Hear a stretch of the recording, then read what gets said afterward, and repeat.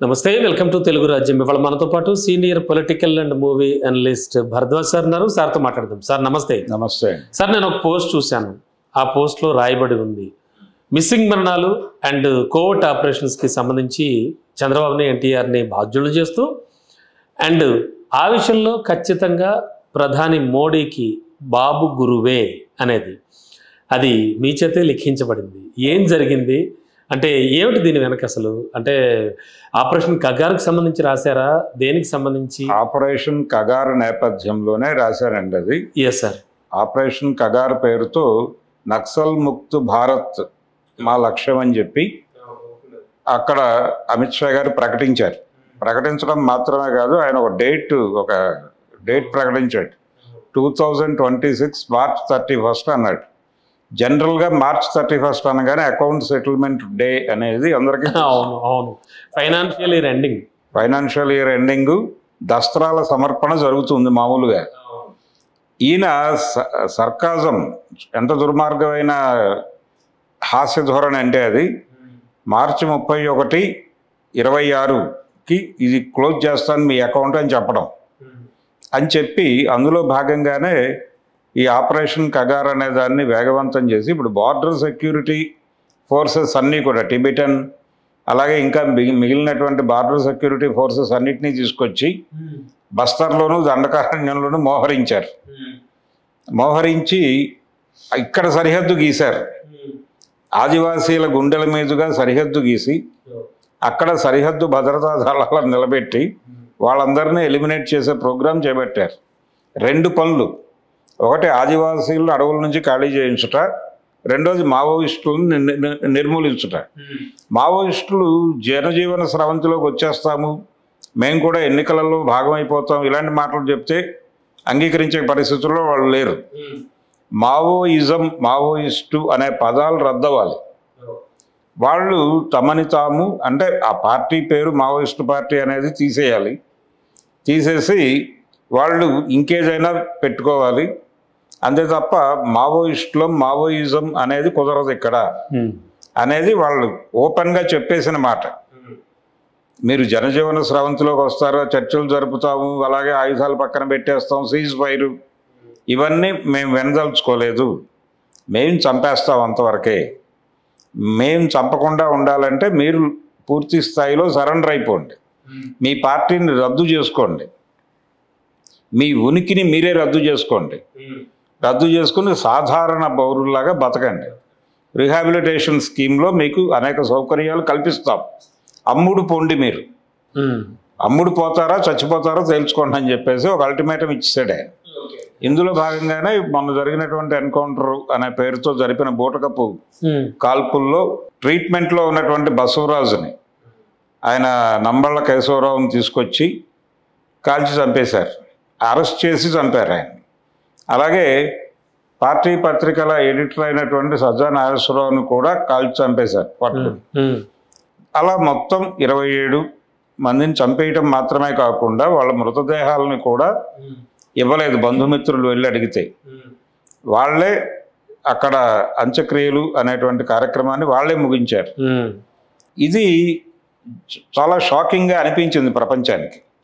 పైగా వారం రోజుల నుంచి వీళ్ళందరూ వెళ్ళి అక్కడ పడిగాపులు పడుతుంటే ఫైనల్గా వాళ్ళు ఆ శవదహనాలు కంప్లీట్ చేసిన తర్వాత రాసుకున్నటువంటి నోట్లో ఏం పెట్టారంటే ఎవరు కూడా క్లైమ్ చేసుకొని బాడీస్ ఇవి అని, అన్క్లైమ్డ్ బాడీస్ అని చెప్పేసి రాసుకుని అన్ఐడెంటిఫైడ్ టైప్లో రాసేసి అందులో కొన్ని కుళ్ళిపోయారు. అంటే మార్చురీలో ఉంచలేదు, వాటిని తీసుకొచ్చి పోలీస్ స్టేషన్లో పక్కన ఒక షెడ్లో పడేశారు. చాలా నిర్దయగా, క్రూయల్గా జరిగిపోయింది అది. సరే, దీనికి వాళ్ళు ఏం సమాధానం వాళ్ళ దగ్గర నుంచి ఎక్స్పెక్ట్ చేయడం సాధ్యమయ్యే పని కాదు. అయితే ఈ కార్యక్రమాలన్నిటికీ ఒక ప్రారంభం ఉంది. అంటే ఒకప్పుడు మనం లిబరలైజేషన్లోకి వెళ్ళటానికి ముందు నక్సల్ వ్యవహారం స్టేట్ గవర్నమెంట్ అఫైర్గా ఉండేది.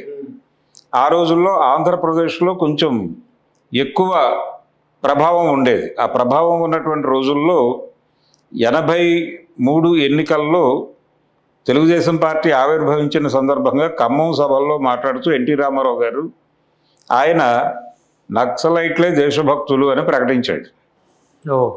ప్రకటించాడు. ఎన్నికల్లో వారు గెలిచారు, ముఖ్యమంత్రి అయ్యారు, అయిపోయింది. అంటే అది కూడా కొంత తోడ్పడిందా అండి?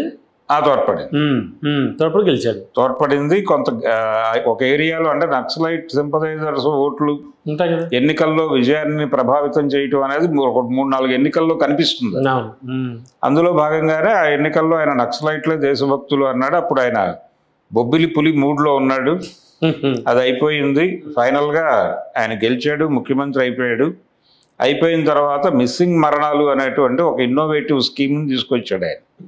అంతకు ముందు వరకు కాంగ్రెస్ ప్రభుత్వాలు ఏం చేసేవంటే, ఎవరైనా నక్సలైట్ దొరికితే అతన్ని చంపేసి, అతను మా మీద కాల్పులు జరిపితే మేము ఆత్మరక్షణార్థం జరిపిన కాల్పుల్లో అతను చనిపోయాడు అని ఒక కథనం వెలువరించి క్లోజ్ చేసేవాళ్ళు కేసు. బూటకపు ఎన్కౌంటర్ల పేరుతో చంపేసేవాళ్ళు. ఎన్టీ రామారావు గారు క్రియేటివ్గా ఏం చేశారంటే, చంపేసి తగలబెట్టేసి క్లోజ్ చేసేయండి, మర్చిపోండి. మీరు ఎవరైనా వచ్చి ఫలానా వాడు అరెస్ట్ అయ్యాడండి, మీరు అరెస్ట్ చేశారు, మీ ప్రభుత్వం అరెస్ట్ చేసింది, వారిని ఎక్కడున్నారో చెప్తే అంటే మాకేం తెలుసు, మేము అరెస్ట్ చేయలేదు అని బుకాయించండి. ఇదే పాలసీ, ఇదే మిస్సింగ్ మరణాలు. ఇదేనా దేశభక్తులు అంటేను? ఏంటి దాని అంటే విజయవాడ నగరంలో ఒక వ్యక్తి ఒక లాడ్జిలో దిగాడు. అప్పటి పీపుల్స్ వార్ పార్టీతో సంబంధాలు ఉన్నటువంటి ఒక వ్యక్తి. ఆయన ఒక లాడ్జిలో దిగితే, న్యూ కనకదుర్గ లాడ్జిలో దిగాడు. ఆయన దిగితే మల్లికార్జున ప్రసాద్ ఆయన పేరు, సూర్యదేవర మల్లికార్జున ప్రసాద్ అనేటువంటి కుర్రాడు అక్కడ ఒక హోటల్లో దిగితే ఆయనకు ఒక కాంట్రాక్ట్ మిస్ అయింది. మర్నాడు వేరే వాళ్ళని కలవాల్సి ఉంది. నైట్ అనుకోకుండా అక్కడ స్టే చేయాల్సి వచ్చింది. వచ్చినప్పుడు ఆయన ఒక హోటల్లో దిగినప్పుడు నైట్ పోలీసులు రైడ్ చేశారు వేరే పని మీద, ఈ లాడ్జ్లో ఎవరుంటారు అనేది. ఫార్మల్ రైడ్స్ జరుగుతాయి లాడ్జెస్ మీద, అలా జరిగింది అది. అయితే ఈ రూమ్లో కూడా సోదాలు చేశారు. అక్కడ వాళ్ళకి కావాల్సిన ఎలిమెంట్స్ ఏం లేవు అక్కడ. ఈయన ఏదో పుస్తకం చదువుకుంటున్నాడు, ఒక పార్టీ పత్రిక చదువుకుంటున్నాడు ఆయన. అది చూశారు వాళ్ళు. చూసి బయటికి వెళ్ళి ఆ కన్సర్న్ డిపార్ట్మెంట్ వాళ్ళని అలర్ట్ చేశారు. అంటే ఇంటెలిజెన్స్ వాళ్ళకి చెప్పారు, బాబు ఫలానా హోటల్లో ఫలానా గదిలో ఫలానా పత్రిక చదువుతున్నటువంటి ఒక వ్యక్తి ఉన్నాడు, మేము చూసి వచ్చాం ఇప్పుడే. ఈయనేమనుకున్నాడు, వీళ్ళు అనుకున్న ఎలిమెంట్స్ లేవు, వాళ్ళు సైలెంట్గా వెళ్ళిపోయారు అనే మూడ్లో ఈయన ఉన్నాడు. వీళ్ళు బయటికి వెళ్ళి చెప్పాక వాళ్ళు వచ్చారు. వాళ్ళు వచ్చి ఈయన ఒక్కడిని లిఫ్ట్ చేశారు. ఇదంతా హోటల్ బాయ్స్కి తెలుసు. ఓకే, వీళ్ళు ఏం చేశారు, ఇది విషయం బయటికి ఎలా వచ్చింది నాకెలా తెలిసింది అంటే, వీళ్ళు ఆ లాడ్జి పక్కన ఉన్నటువంటి సందులో ఒక రాజస్థానీ టీ స్టాల్ ఉంటుంది, అక్కడికి వచ్చి మాట్లాడుకోవటం మొదలుపెట్టారు. మామూలుగా ఏదన్నా అమ్మాయిలు దొరికితే తీసుకెళ్ళటం ఇలాంటివి జరుగుతాయి. ఏదో పుస్తకం చదువుతున్నాడో ఒక ఆయన తీసుకెళ్ళిపోవటం ఏంటి గదిలో నుంచి అని కొంచెం ఆశ్చర్యంగా మాట్లాడుకుంటుంటే, అక్కడ సిపిఐకి చెందినటువంటి ఒక చెప్పుల వ్యాపారం చేసేటువంటి ఒక ఆయన విన్నాడు. అది విని ఆయనకి డౌట్ వచ్చింది. డౌట్ వచ్చి ఆయన వెళ్ళి పౌర హక్కుల సంఘం వాళ్ళకి చెప్పాడు. చెప్పిన తర్వాత వాళ్ళు వెళ్తే అప్పటికి ఇది బయటకి స్ప్రెడ్ అయిందనే విషయం వాళ్ళకి అర్థమైంది, పోలీస్కి. అర్థమైపోయి వెంటనే లాడ్జ్ వాళ్ళని అలర్ట్ చేశారు. ఆ బాయ్స్ అందరినీ పంపించేశారు. పంపించేసిన తర్వాత వీళ్ళు వెళ్తే, మీరు రికార్డు వెరిఫై చేసుకోండి, ఆ రూమ్ వేకెంట్గానే ఉంది, మేము ఏదైతే రూమ్స్ ఇచ్చామో గత 2 రోజుల నుంచి అవే ఉన్నాయి, మిగిలిన గదులు ఖాళీగా ఉన్నాయి, కొత్త వ్యక్తి ఎవరు వచ్చి చేరలా నిన్న ఈరోజు. ఇది పరిస్థితి. ఉన్నవాళ్ళు ఉన్నారు, ఎవరు ఇక్కడ వెకేట్ చేసిన వాళ్ళు ఎవరూ లేరు, కొత్త వాళ్ళు ఎవరూ రాలేదు, రికార్డు వెరిఫై చేసుకోండి, రికార్డు క్లియర్గానే ఉంది. అక్కడున్న బాయ్స్ ఎవరు కూడా ఏమీ జరగలేదు అనే మాట్లాడారు. రికార్డు క్లియర్గా వాళ్ళు. అయిపోయింది, ఏం చేయాలి, వచ్చేసారు. ఆవిడ అంటే అతని మదరు ప్రతి హోంమంత్రి దగ్గరికి తిరిగేది పాపం. మా అబ్బాయిని అరెస్ట్ చేశారనే సమాచారం ఉంది, ఎక్కడున్నారో చెప్పండి అని. లేదమ్మా, అరెస్ట్ అయితే జరిగినట్టుగా ఎక్కడా లేదు, అయినప్పటికీ మేము మిస్సింగ్ మరణంగా అతను మిస్సింగ్ కేసు నమోదు చేసుకుని వెరిఫై చేస్తాం, వెతుకుతామని చెప్పేవాడు ప్రతి హోంమంత్రి. అది పేపర్లో వార్త వచ్చేది. కోడెల శివప్రసాద్ గారు ఉన్నారు ఆ టైంలో, వారు చెప్పేవారు, ఏం పర్లేదమ్మా వెతుకుతున్నాం, దొరుకుతాడు అని. కానీ అప్పటికే ఆయన్ని చంపేసి దహనం కూడా వాళ్ళే చేసేసి మౌనంగా బుకాయించడం అనేది జరిగేది. అలాగే ఐలయ్య రాజమల్లు అనేటువంటి ఒక ఇద్దరిని హైదరాబాద్లో ఒక సినిమా థియేటర్లో వాళ్ళు సినిమా చూస్తూ, ఉమర్ ముక్తార్ సినిమా చూస్తూ ఉండగా పట్టుకొని తీసుకెళ్ళి చంపేసి ఇప్పటికీ మాకేం తెలియదని బుకాయిస్తారు పోలీసులు.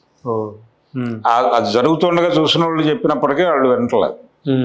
వాళ్ళిద్దరూ అక్కడ ఉన్నారనే సమాచారం ఎవరైతే ఇచ్చారో వాళ్ళు కూడా చెప్పారు మీడియా ముందు, అయినా సరే మాకు తెలియదు అని బుకాయించటమే. ఇది రామారావు గారి క్రియేటివిటీ.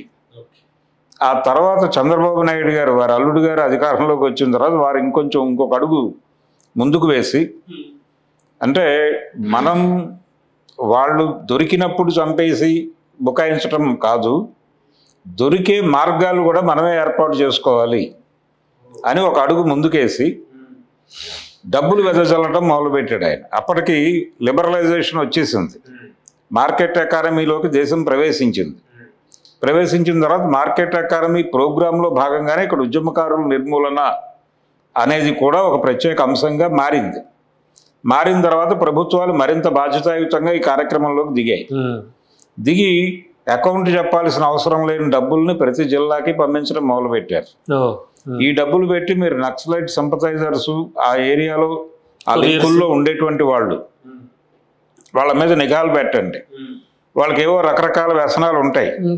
మనిషి అన్నాక వాడు అడపాదడపా వ్యసనాలు తీర్చుకోవడానికి డబ్బులు లేక తహతాలాడుతున్న టైంలో మీరు అలా స్ప్రెడ్ చేయండి, జల్లండి. అక్కడ దొరుకుతాడు ఎవడో ఒకడు దొరికితే వాడిని పట్టుకోండి, వాడి నుంచి మిగిలిన విషయాలు తెలుసుకోండి. కొంతమంది భయపడతారు, భయపడిన వాళ్ళని భయంతో లొంగ తీసుకుని వాడి అవసరాలు తీర్చండి. తద్వారా వాడు మీకు వివరాలు చెప్తాడు. వీడేమో ఈ వ్యసనాలు అలాంటివి ఉండి ట్రేస్ అయిన వాడికి ఆ ఏరియాలో డబ్బులు జల్లి కొనేసి వాళ్ళ దగ్గర నుంచి సమాచారం తెలుసుకొని ముగించేయండి. ఇది ప్రోగ్రాం. దీనికోసం డబ్బులు విపరీతంగా గుప్పించారు. కొనుగోలు జరిగేది. ఈ కొనుగోలు కార్యక్రమంలో భాగంగానే గోవిందరెడ్డి అనే అతన్ని కొనేసి ఆదిరెడ్డి, అలాగే ఆయనతో పాటు ఇంకో 2-3 రాష్ట్ర కమిటీ సభ్యులు వాళ్ళని పట్టుకొని కొయ్యూరు ఎన్కౌంటర్లో చంపేసిన చరిత్ర చంద్రబాబు గారికి ఉంది.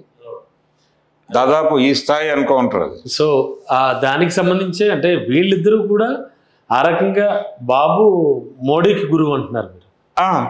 వీళ్ళందరికీ గురువు చంద్రబాబే. అంతే. ఇప్పుడు నక్సల్ ముక్త్ భారత్ సాధిస్తాం అని అమిత్ షా గారు చెప్పి ఆయన అనుసరిస్తున్నటువంటి మార్గాలన్నీ కూడా ఒకప్పుడు చంద్రబాబు గారు చేసినవే కాబట్టి ఈయనే రోల్ మోడల్ వాళ్ళకి. అందుకని తెలుగుదేశం పార్టీ ఇప్పుడు లక్కీగా ఎన్డీఏలో భాగస్వామ్యంగా ఉండటంతో చంద్రబాబు గారి ఎంటర్ కాని వాళ్ళ డెడ్ బాడీస్ని, కేశవరావు గారి బాడీని శ్రీకాకుళానికి అలౌ చేయలేదు. ఆయన వద్దని చెప్పాడు. అది క్లియర్గా అక్కడ చెప్పాడు. అక్కడ ఎస్పీ ఆయన ఏం చెప్పాడంటే, ఈ బాడీస్ని తీసుకెళ్తారు, మీరు అక్కడ ఊరేగింపులు చేస్తారు, ఆ ఊరేగింపుల తర్వాత అక్కడ స్తూపాలు కట్టి వీళ్ళ అభిప్రాయాలన్నీ మాట్లాడుతూ ఉంటారు రోజువారీ. అక్కడ ఈ భావజాలం ప్రచారం అయిపోతుంది. మేము అసలు ఈ భావజాలాన్ని చంపేయాలని కదా వీళ్ళని చంపేసింది, అది నెరవేరకపోతే ఎలాగా అని మీకు బాడీస్ ఇవ్వము అని చెప్పారు. అక్కడ చెప్పేసి వాళ్ళ బంధువులు బయట ఉండగానే వీళ్ళు అబద్ధం రాసుకుని రికార్డులో అన్ఐడెంటిఫైడ్, అన్క్లైమ్డ్ అని రాసేసుకుని తీసుకెళ్లి తగలబెట్టేశారు. అంటే కోర్టు డైరెక్షన్లు ఉన్నప్పటికీ ఏపీ హైకోర్టు నుంచి ఒక డైరెక్షన్ ఉంది, అలాగే ఛత్తీస్గఢ్ నుంచి ఇది చూపించి అక్కడ తీసుకున్నటువంటి కాగితం ఉంది. ఈ రెండింటినీ పక్కన పారేసి వాళ్ళు వన్ సైడెడ్గా దహనం కార్యక్రమాలు నిర్వహించేశారు.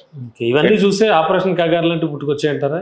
ఏది అలనాటి చంద్రబాబు నాయుడు స్ఫూర్తి ఆపరేషన్ కగార్కి. అంతే ఆపరేషన్ కగార్కి కూడా చంద్రబాబే స్ఫూర్తి. అంటే ప్రతిదీ కూడా నేనే కనిపెట్టాను, ప్రతిదీ కూడా చేశానంటూ ఉంటారు కదా. ఆయనే టెక్నాలజీలో ఆవిష్కరణలు ఇది కూడా వారి ఆవిష్కరణ.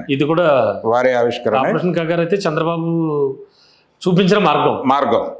అంటే మొన్న ఈ ఎన్కౌంటర్ ఎలా జరిగింది అంటే, ఈ కేశవరావు గారు ఎలా దొరికాడు అని మావోయిస్ట్ పార్టీ ఒక లెటర్ రిలీజ్ చేసింది. ఆ లెటర్లో చాలా క్లియర్గా రాసింది ఏంటంటే, కొంతమంది సరెండర్ అయ్యారు, ఆ సరెండర్ అయిన వాళ్ళ ద్వారా దొరికినటువంటి సమాచారం ఆధారంగా మరికొంతమందిని వశపరుచుకుని ఈయన ట్రాక్ చేశారు. ఆయన ట్రీట్మెంట్లో ఉన్నాడు. అప్పుడు ఆయన్ని కొంచెం బాగాలేదు, మీరు వెళ్ళిపోండి సేఫ్ జోన్లోకి అని చెప్పినా కానీ ఆయన వినలేదు. పర్లేదు నేను ఇక్కడే ఉండి గైడ్ చేస్తాను అని ఉండిపోయాడు ఆయన. దాంతో వీళ్ళు ట్రాక్ చేసింది ఆయన ఉండిపోవటం వలన దొరికాడు. ఆయన తీసుకెళ్ళి చంపేశారు అని చెప్పి వాళ్ళు లెటర్ రిలీజ్ చేశారు. సో ఈ ట్రాక్ చేయటము, సరెండర్ అయిన వాళ్ళని లొంగ తీసుకోవటం, వాళ్ళ ద్వారా కొంతమందిని పట్టుకొని వాళ్ళని ఏదో పద్ధతిలో వశపరుచుకోవటం, ఇదంతా చంద్రబాబు నాయుడు గారు కొయ్యూరు ఎన్కౌంటర్ అప్పుడు చేసింది. అదే ఇప్పుడు ఫాలో అవుతున్నారు. ఆయనే గురువు వీళ్ళకి. అదే సార్, ఈ కగారు ఏమైనా ఆగే ఛాన్స్ ఉందా? ఆపరేషన్ ఆగదండి, ఆగదు. ఇలా వేస్తూనే వెళ్తూ ఉంటారు. ఆఖరి మావోయిస్టుని చంపే వరకు ఇది అంతిమ యుద్ధం. కగారు అనగా అంతిమ యుద్ధము. ఈ అంతిమ యుద్ధం ఆఖరి మావోయిస్టు మరణంతో మాత్రమే ఆగుతుంది అని చెప్పాడు ఆయన ఆల్రెడీ. ఇప్పటి వరకు ఏ ప్రభుత్వం కూడా ఇంత ఓపెన్గా చెప్పలేదు. మొహమాట పడేవాళ్ళు. నక్సలైట్లని చంపేసినప్పటికీ కూడా బయటికి చెప్పేటప్పుడు వాళ్ళు మా మీద కాల్పులు జరిపితే ఆత్మరక్షణ కోసం మేము కాల్పులు జరిపామని చెప్పారు. స్టాక్ డైలాగ్ అది ఖచ్చితంగా. అంతవరకే.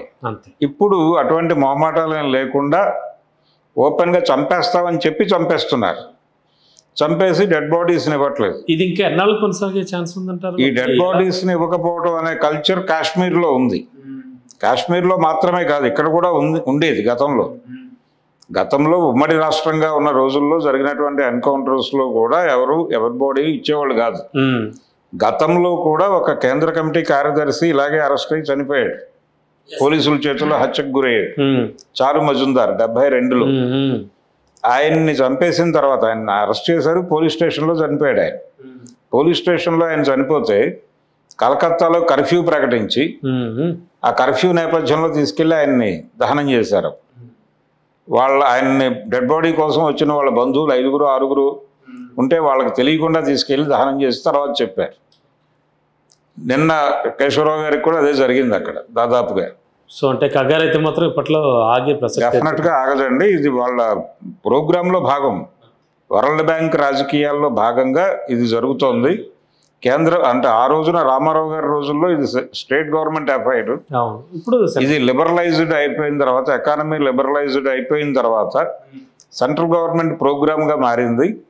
మన్మోహన్ సింగ్ ఆర్థిక మంత్రిగా ప్రవేశించిన తర్వాత, నరసింహారావు గారు డంకల్ డ్రాఫ్ట్ మీద సంతకం పెట్టిన తర్వాత సెంట్రల్ గవర్నమెంట్ నక్సల్ ఇష్యూని మాట్లాడటం అనేది పెరిగింది. నక్సల్ ప్రభావిత రాష్ట్రాల ముఖ్యమంత్రుల సమావేశాలు కేంద్ర ప్రభుత్వం రెగ్యులర్గా నిర్వహిస్తోంది. అందులో భాగంగానే సెంట్రల్ గవర్నమెంట్ బాధ్యతాయుతంగా మార్కెట్ ఎకానమీని నిలబెట్టడం కోసం జరుపుతున్నటువంటి హత్యాకాండ ఇది. ఇది కొనసాగి తీరుతుంది. Thank you sir. Thank you. Hello, Telugu రాజ్యం ఛానల్ చూస్తున్నారా? సామాజిక, రాజకీయ, జీవన చిత్రణే తెలుగు రాజ్యం. అతిశయోక్తులు, అసత్యాలు ఉండవు. రాజకీయ కోణం కాదు, ప్రజా కోణమే కొలబద్ద. తెలుగు రాజ్యం వీక్షణ మీ ఉత్తమ అభిరుచికి నిదర్శనం.